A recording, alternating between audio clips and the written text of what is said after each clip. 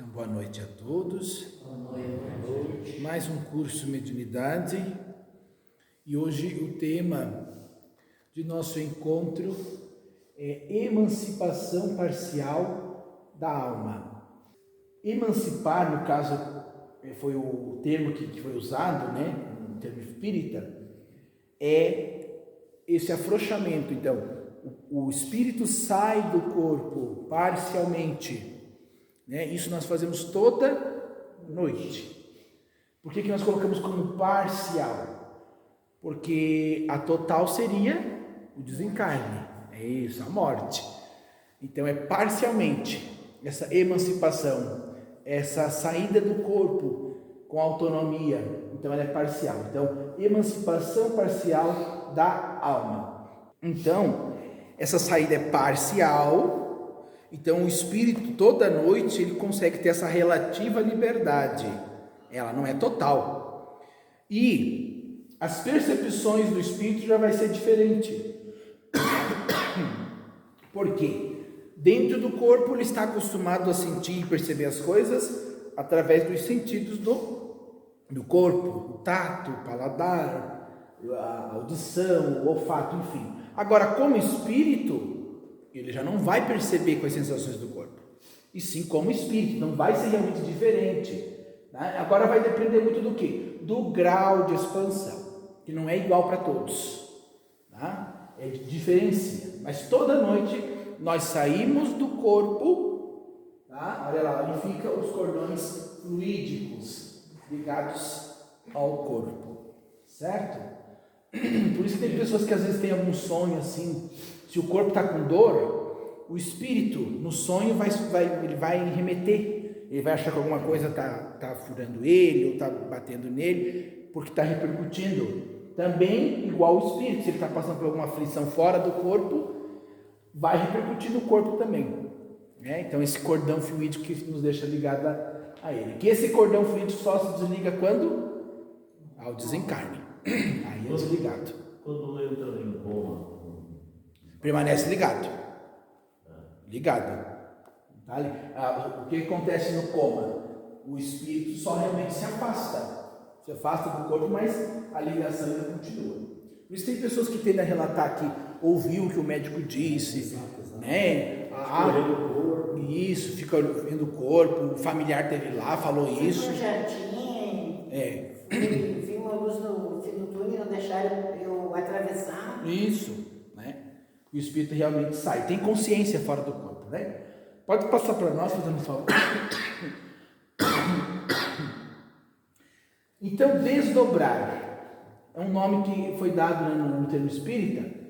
Então, essa exteriorização, essa saída do perispírito, né? Do corpo. Então, o que acontece quando a pessoa está em desdobramento? Então, olha lá, o espírito, com o seu perispírito, se afasta do corpo. O perispírito continua ligado ao corpo por cordões fluídicos, é aquilo que eu mostrei. Então, isso permite o espírito tomar conhecimento de tudo que está passando com o corpo. Inclusive, Allan Kardec, lá no capítulo, eu até trouxe o livro dos Espíritos ali, mas a partir da questão 400, ele vai falar essas perguntas que Allan Kardec fez aos espíritos a respeito dessas saídas do corpo.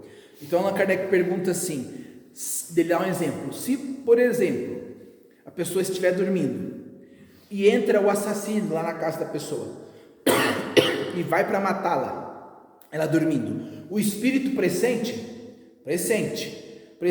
e vem ao encontro do corpo. Pode ser que não acople, não dê tempo de acoplar para acordar, mas ele vai estar próximo ali porque ele pressentiu o ato, né, do aniquilamento. Então, graças a esse cordão fluídico ao qual nós estamos ligados ao corpo, certo? Pode passar para nós, fazendo um favor. O corpo fica com as funções orgânicas reduzidas, mais ou menos inerte, conforme o grau de desdobramento. O perispírito é que manifesta a vida do espírito. É sempre que eu digo, o perispírito é o nosso corpo espiritual.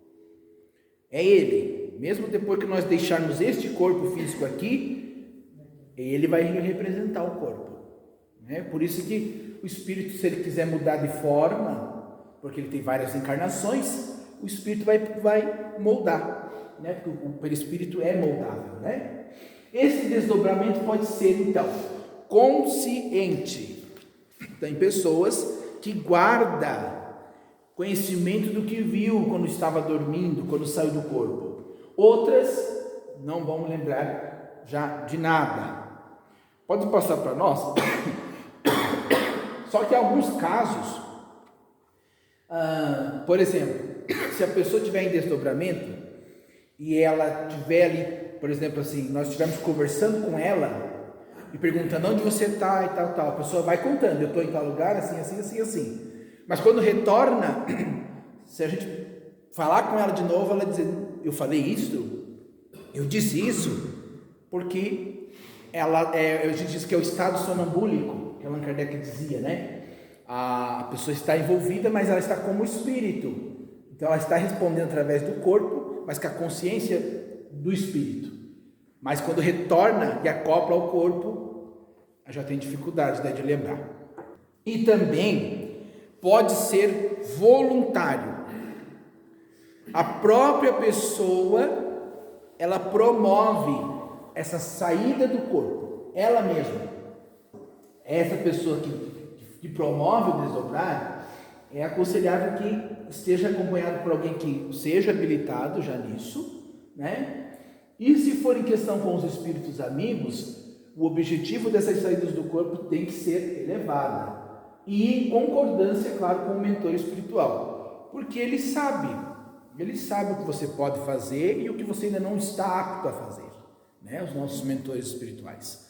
Então, por exemplo, eu assim, é muito difícil lembrar dos sonhos. Muito difícil, é pouca coisa, né? E até uma vez eu perguntei para os espíritos amigos, né? Por que e quanto mais assim, se for voltado ao trabalho espírita, daí que eu não lembro. Aí eu perguntei para eles por quê. Aí eles disseram assim, não, mas é porque você, consciente, você ia atrapalhar. Então a gente não te deixa ver, você ajuda com a tua energia, mas não atrapalha, né? Mas aí, cara, é um caso meu, né? Uma inferioridade minha, uma dificuldade minha. Mas, e quando é me permitido ver, aí eles mostram, né? A gente chama para junto de nós, né, os bons espíritos. Então, também pode ser provocado, como a gente colocou. Pode ser, então, por encarnados, né, através da hipnose, do magnetismo, mas também pode ser por desencarnados, como no caso os nossos mentores espirituais. Eles também podem ajudar nessas saídas do corpo consciente. Até esse Wagner, ele dá um exemplo que eu gostei bastante. Ele diz assim, é igual uma pessoa que sofreu uma fratura, se machucou e vai participar da fisioterapia, né? Para voltar a conseguir andar e tal. Ali há o fisioterapeuta ajudando, né? Mas a faculdade de andar é de quem? É da pessoa. Então ela pode também, além do fisioterapeuta, ela também pode ir aplicando esses exercícios em casa, não é? Para que seja restabelecida a saúde bem mais rápido. Assim ele comenta sobre essas saídas do corpo. Os mentores vêm e ativam, para que você consiga ver naqueles momentos. Mas que é possível você exercitar, é possível, você pode exercitar, né? São treinos. Eu começo a fazer, mas me dá uma preguiça, daí para. Não, e acabo dormindo daí, nesses treinos. Né? Mas é bem legal, Se seguir bem certinho, mas pelo que eu vi lá, vai em torno assim de uns 6 meses em exercícios, para que você consiga sair realmente assim consciente do corpo. Lê para nós lá, Dudu, fazendo um favor. Os bons espíritos podem provocar desdobramentos ou auxiliá-los, sempre com finalidades superiores.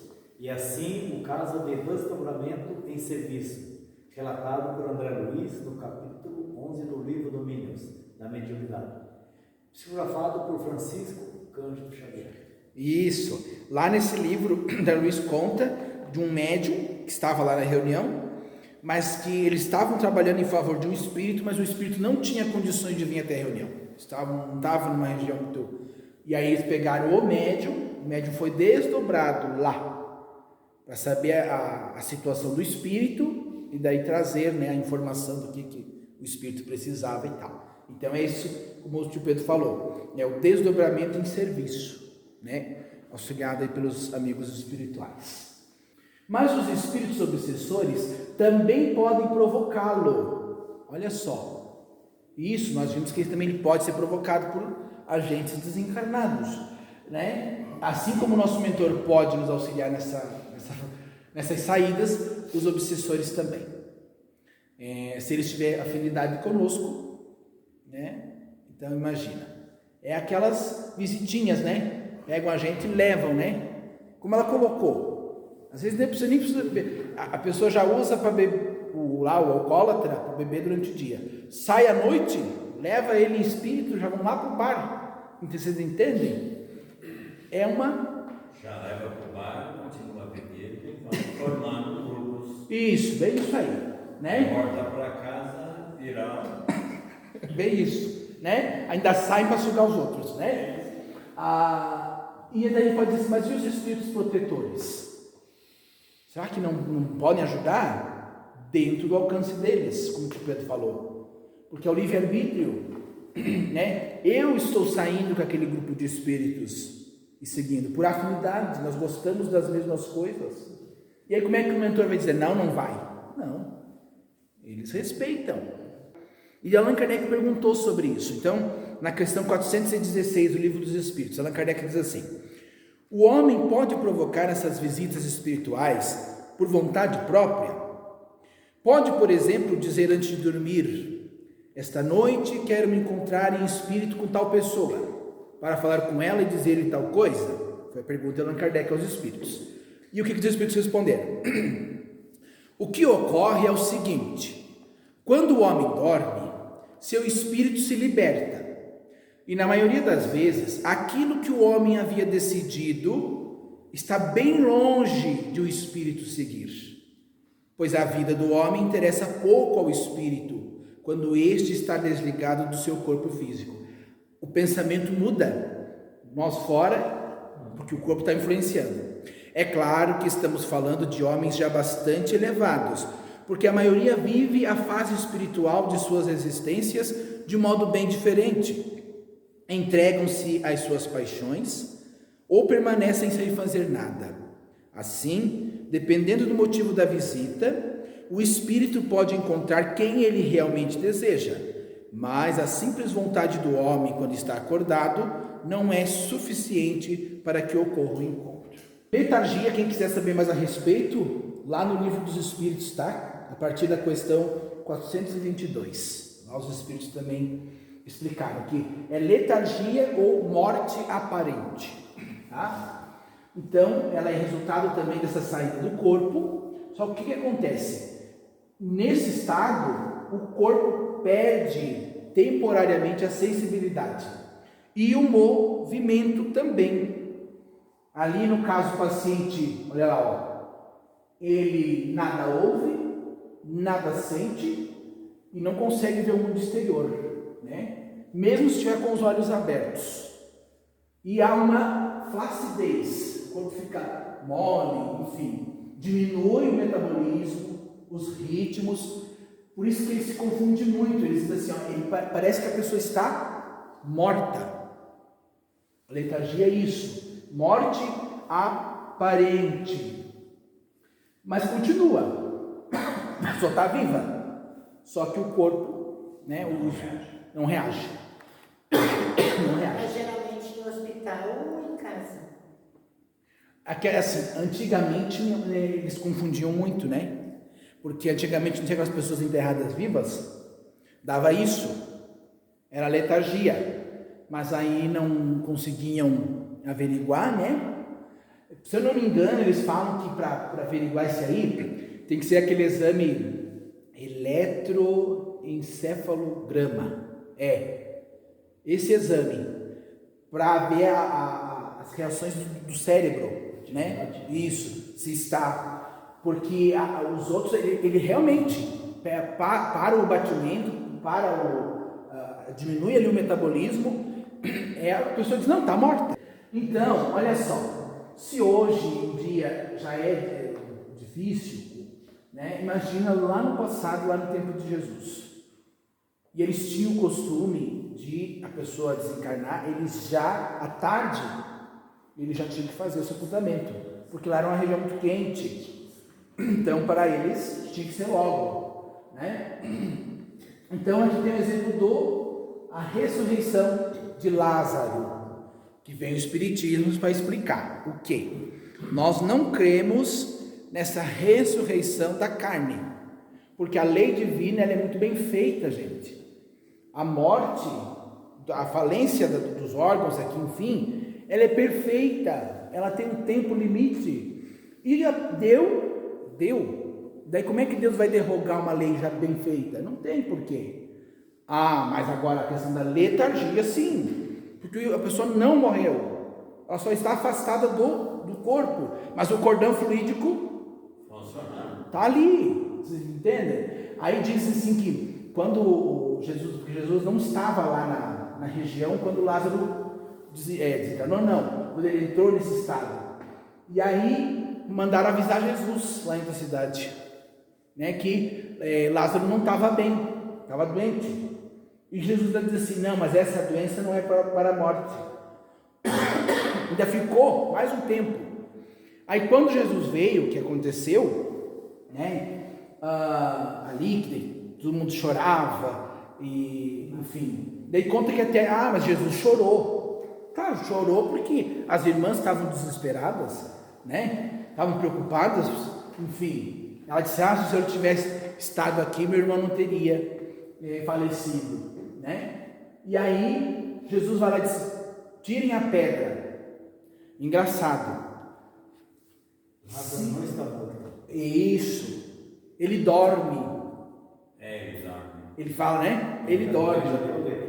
E daí eles colocam que há umas contradições, porque assim, quando Jesus disse assim, Lázaro dorme, os apóstolos acharam assim, não, se ele dorme, tá, então ele não morreu.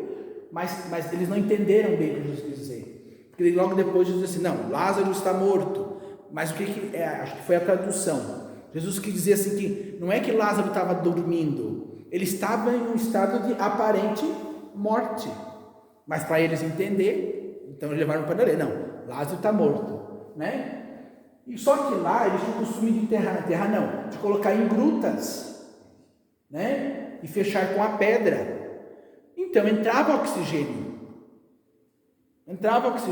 Então, quando ele diz assim, vamos tirar a pedra, a irmã diz assim, Senhor, mas já faz 3 dias, 4 dias, não lembro lá. 4 dias, já deve estar cheirando mal. Era o que ela achava. Só que há pesquisas que dizem que o cheiro do letárgico, a pessoa letárgica, inclusive, não precisa ser só com a decomposição do corpo. Antes da pessoa desencarnar, o corpo já pode cheirar mal.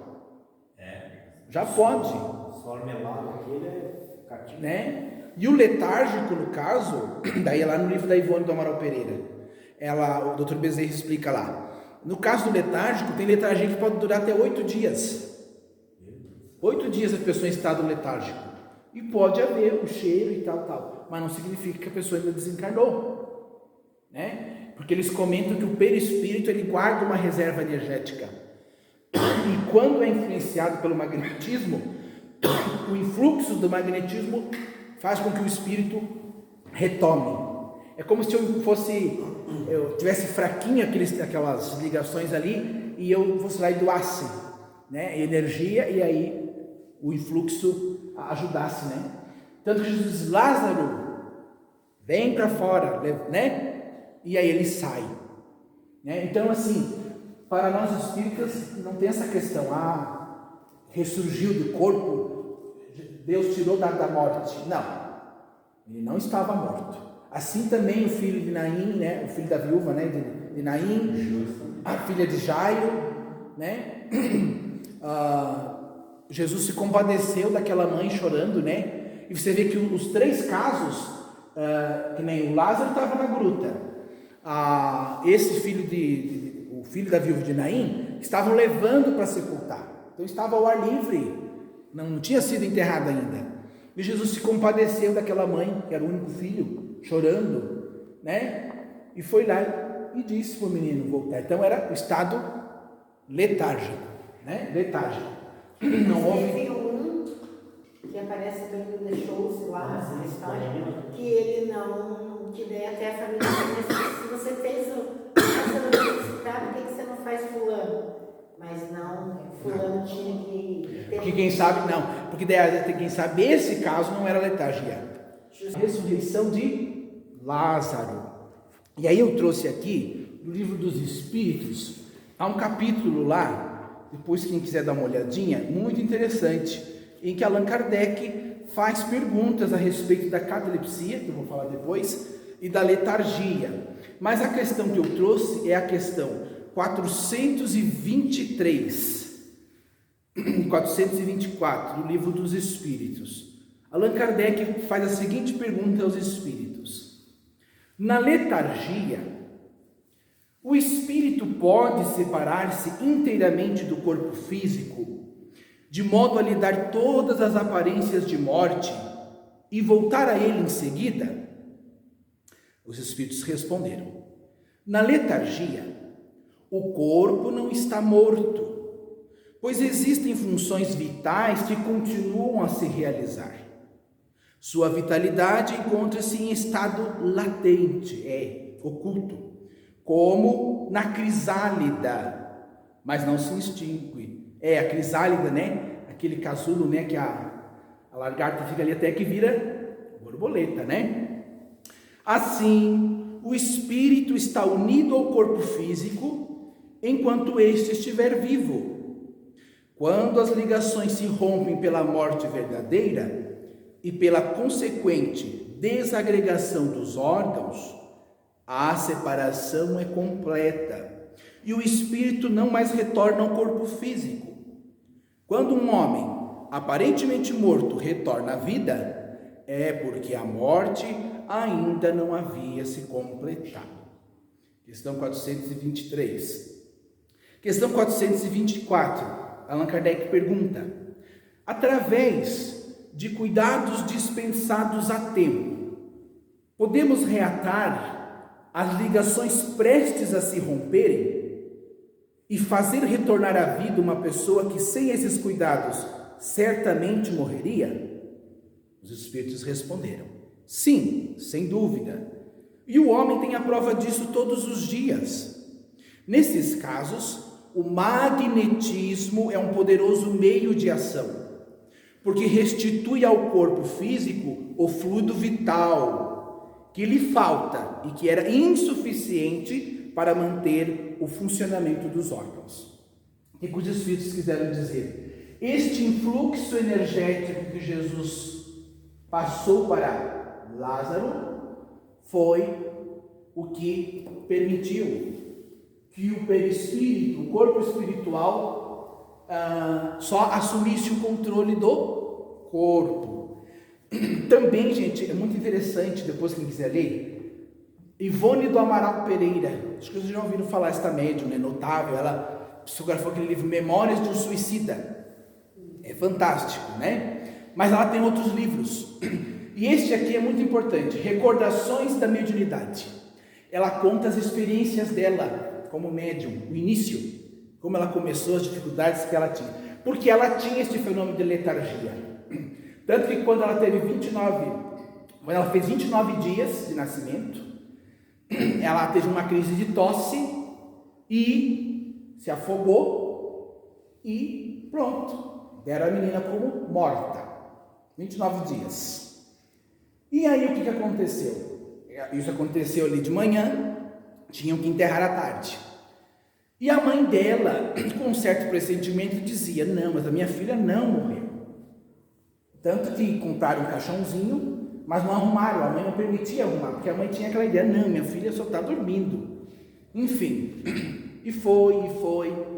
Chegou quase próximo ali da Ivone ser enterrada, a mãe se recolheu ao quarto e pediu a Maria Santíssima, né? A prece tem aqui bem certinho, né? Mas ela disse assim nessas palavras: olha, mãe, se realmente a minha filha estiver morta, eu entrego ela, leve.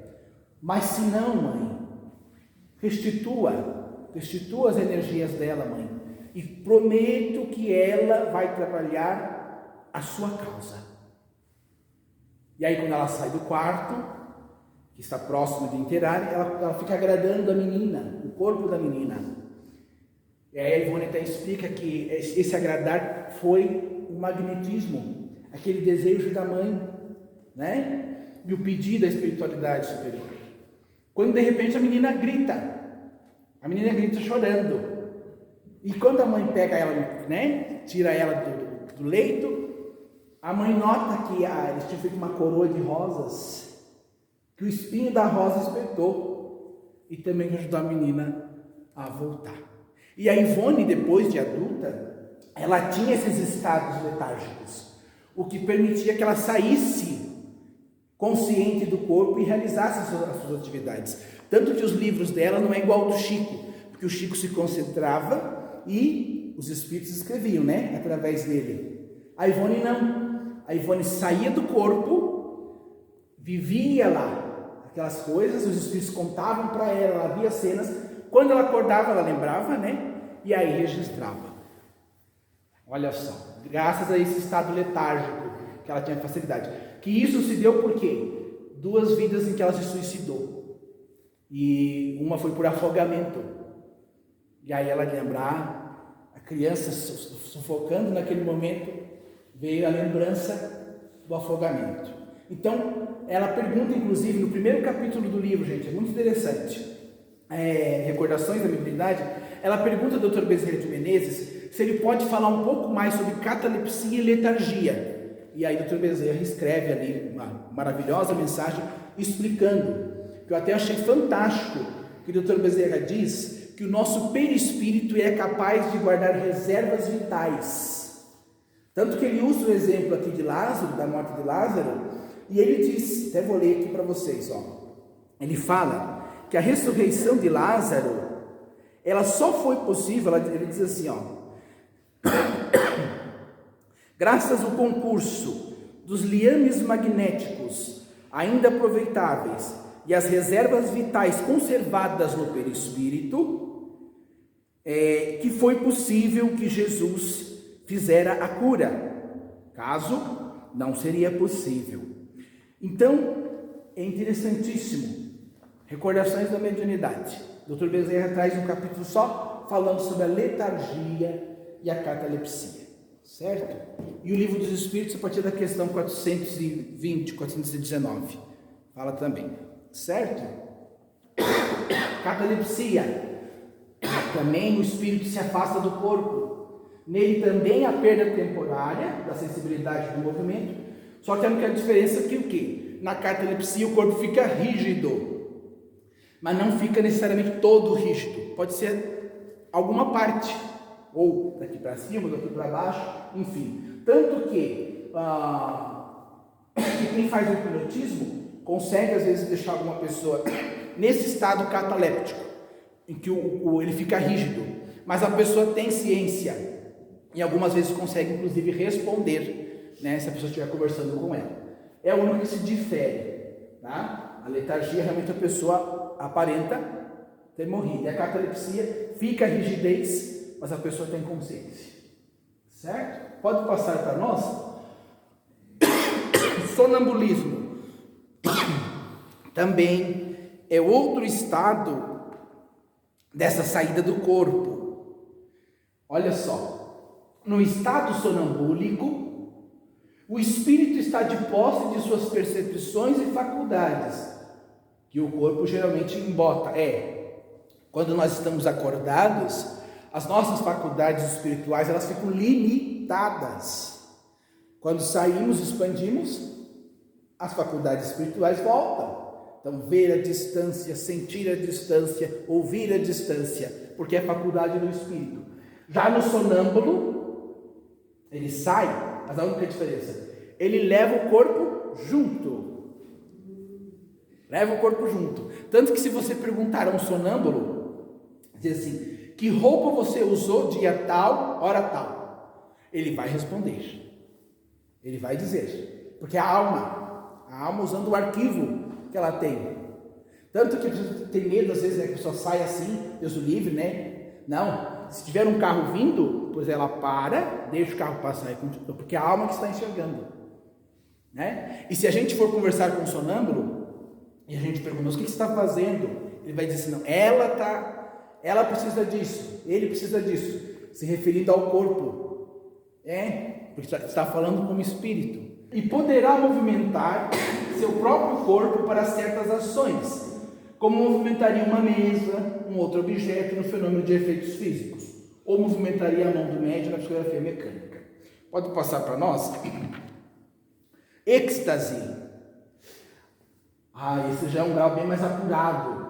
Realmente, a pessoa está, eles colocam assim como se fosse bem próximo de a pessoa soltar-se do corpo. Tanto que ela tem que ser advertida, porque senão pode inclusive desencarnar. Olha só, a pessoa realmente permite vivência maior no campo espiritual. O corpo fica somente com vida vegetativa, a um passo do desprendimento total. Quando em êxtase, a pessoa pode ficar num estado de encantamento e exaltação, que é prejudicial. É preciso então adverti-la e convidá-la para o retorno ao corpo.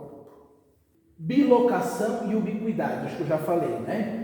Nós aprendemos que o espírito, ele não se reparte, né? Nós aprendemos naquela aula. Mas então como é que ele pode, de repente, aparecer em vários lugares? E pessoas terem dito, não, mas eu vi, no mesmo horário que você viu, apareceu para mim. Ele pode dar a impressão, o espírito pode irradiar o seu corpo espiritual, o que pode tornar visível e parecer que esteve lá, né? Então é essa impressão da sua presença. Eu gosto de usar o exemplo igual o sol, não é? O sol permanece naquele lugar e ele irradia. Nós é que... Então, é assim, o espírito ele pode irradiar o corpo espiritual e dar a sensação ou a aparência de aparecer a vários lugares. Pode passar para nós? Bicorporeidade. Quando o encarnado fica em desdobramento, poderá ocorrer que o seu perispírito se apresente em grau de visibilidade, certo? E até de tangibilidade, certo? Pode até ser tocado. Esse fenômeno é denominado como bicorporeidade, porque nele são percebidos dois corpos ao mesmo tempo, o organismo físico e o perispírito. Em relação ao mundo material, o corpo físico é o real, e o perispírito um corpo aparente, não material, que não é formado de carne e osso, e por isso mesmo não poderá ser lesado e morto como o corpo físico. Quem tem esse fenômeno, ele sai do corpo, consegue ir a outros lugares e inclusive se tornar visível e tangível. As pessoas podem pegar. Allan Kardec chamava, não era esse termo antes lá, Allan Kardec chamava os agêneres. Lá na Revista Espírita, agora não vou lembrar o ano, Allan Kardec fala de um caso de uma moça que estava numa igreja e ela nas suas orações pedia, meu Deus, eu preciso de um emprego, estou precisando de dinheiro, estou numa situação muito difícil. E pediu. Quando ela saiu da igreja, encontrou um jovem, e o jovem disse, você está procurando emprego? Ela disse, sim. Então eu vou lhe dar um endereço e você vai nesta casa, lá você vai ter. E ela foi com o endereço. Quando ela chegou lá, uma senhora atendeu, e ela disse, eu vim atrás do emprego, disseram que aqui tinha. E a senhora disse, de fato, eu estou precisando de alguém que trabalhe na limpeza aqui em casa, mas eu não fiz nenhum anúncio. Como é que você sabe? Ela disse, não, mas um rapaz. Ela disse, que rapaz? Um rapaz assim. E aí a senhora tomou um susto, pois era o filho que havia desencarnado há alguns meses.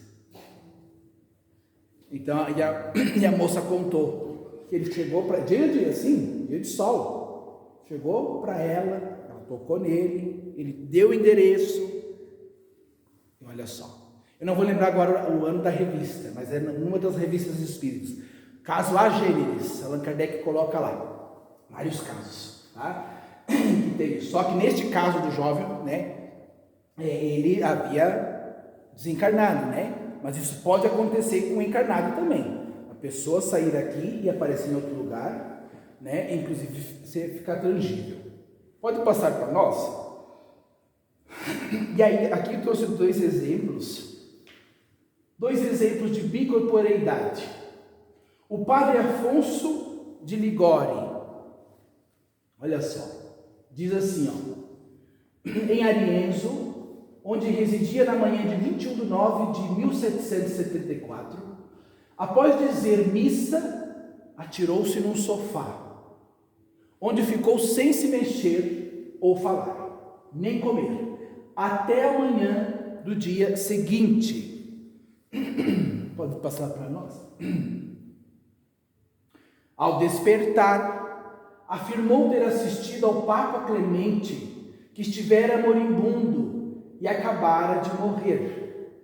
Essa presença do Padre Afonso à distância, enquanto seu corpo não saíra de Arienzo, foi confirmada por notícias posteriores vinda de Roma. Olha só, foi lá, voltou, disse o que tinha acontecido, né? E depois se confirmou realmente, né? Pode passar para nós? Santo Antônio. Santo Antônio pregava certa vez em uma igreja de Limoges, quando lembrou que na mesma hora deveria oficiar também em outra igreja, em outro extremo da cidade. Cobrindo a cabeça com o capuz, ajoelhou-se durante alguns minutos, enquanto a congregação esperava, silenciosa e reverente. Naquele instante, os monges reunidos no outro mosteiro o viram sair da capela, ler no ofício a passagem marcada e em seguida desaparecer. Outra figura que é aqui do nosso Brasil, Eurípides Barçanufo, bicorporeidade. Eurípides Barçanufo, acho que eu já falei para vocês. Ele tinha também essa faculdade de sair do corpo e se plasmar, né? Tanto que ele fazia partos, né? Ele fazia partos. Então, ele estava dando aula lá na escola. Isso um aluno, depois muito velhinho, contou. E que ele dizia: eu preciso me ausentar, eu preciso que vocês fiquem em silêncio. E aí o aluno disse que ele sentava e ficava pálido. E ali ficava um tempo. Quando retornava, voltava aquela lucidez. E ele tinha ido fazer um parto e tal. E conta que o pai veio atrás dele para pedir para ele fazer o parto. E quando chegou na escola, seu Eurípides, venha fazer o parto da minha mulher. Já fui. Ele disse: mas como? Eu acabei de chegar aqui, agora pedi para pedir para o senhor. Não, já fui lá. Pode ir lá que essa mulher já. Chegava lá, realmente a mulher tinha ganhado já e confirmado que seu Eurípides tinha ido, né? Procurem, tem vários casos no YouTube de Eurípides Barçanufo, né? Esse grande espírita que ajudou na causa, né? Inclusive ele fundou um colégio, Allan Kardec. Ele tinha muita devoção pelo codificador. Em estado de emancipação, qualquer que seja o seu grau, o espírito pode ter percepções, colher informações e observar fenômenos. Entretanto, pela imperfeição da criatura humana, poderá enganar-se quanto ao que vê e também não saber interpretar. Claro, uma coisa é nós enxergarmos como espírito, onde as percepções são diferentes, e outra é nós interpretarmos com as percepções do corpo. Por isso que os sonhos muitas vezes têm sentido e outras vezes não têm. Semana que vem a gente vai falar, é outro capítulo da aula, né? Emancipação. Nós vamos falar muito sobre os sonhos, tá? Por isso que os sonhos não dá para a gente levar muito ao pé da letra, tem que saber interpretar, porque ele tem um sentido, né? Por isso, nem tudo que a pessoa disser nesses estados deve ser considerado como inteiramente digno de crédito. Há necessidade de analisar, como, por exemplo, certas profecias. A possibilidade de suceder que nesse estado de emancipação ela mergulhe no conhecimento de si mesma. Isso aqui é importante. Nós temos um arquivo, o nosso perispírito guarda tudo de outras vidas, todo o conteúdo. Conforme o grau de emancipação, o espírito encarnado pode aparecer à distância e pode até influenciar outros médiuns e manifestar-se por meio deles. Sim. Comunicação de vivos.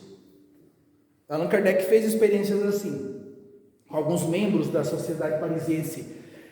Então ele pedia para o membro ir para casa, dormir, em determinado horário, se reuniam os médiuns e evocavam, chamavam o espírito do membro lá. E aí vinha e se manifestava através do médium, né? Agora não vou lembrar no livro dos... Não, até na Revista Espírita também. Esse caso de comunicação de vivos. Então nós temos a capacidade de nós, se estivermos dormindo, tem que estar dormindo, né? Nós dormindo lá na nossa casa, vir se manifestar na reunião mediúnica. Porque somos espíritos. Fora do corpo, recordamos as nossas faculdades. Então temos como impressionar e influenciar, como diz aqui. Então agradecemos, né, a paciência e a persistência no curso, né, e que fiquem na paz do mestre amigo. Continuaremos na aula próxima, então, com a parte 2, Emancipação da Alma, parte 2.